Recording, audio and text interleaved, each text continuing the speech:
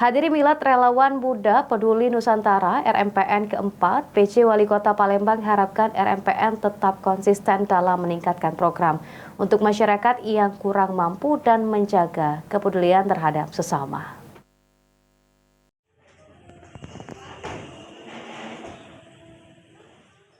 PJ Wali Kota Palembang Ratu Dewa menghadiri milad keempat tahun relawan muda peduli Nusantara RMPN di Aula Rumah Dinas Wali Kota Palembang.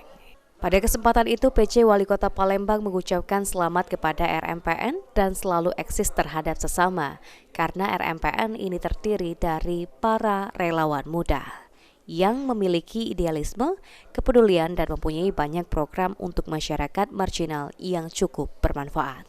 Selain itu, diharapkan program yang telah dilaksanakan akan terus ditingkatkan dan konsisten. Atas nikmat keimanan. Malam hari ini saya menghadiri undangan dari relawan muda peduli Nusantara yang keempat tahun.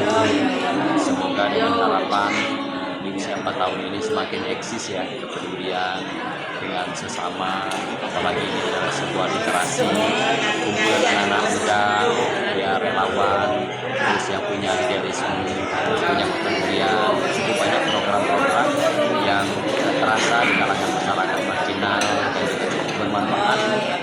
Sementara itu, founder RMPN Johannes Virano berharap ke depan semakin banyak yang bisa diperbuat oleh RMPN dan menjadi lebih baik lagi.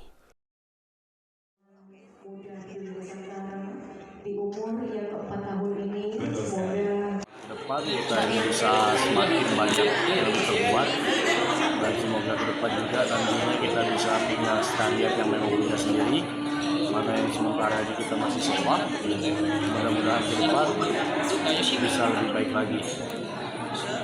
Pada milad kali ini apa saja program yang telah kita jalankan selama berapa tahun ini? Program-program yang relawan jalankan itu sudah banyak sekali. Kita ada program kelas mengaji gratis, mobil makan gratis, ada kelas menulis, ada menggambar, mewarnai, dan kelas inspirasi. Jadi memang di situ banyak sekali kegiatan yang semuanya gratis dan memang untuk anak-anak.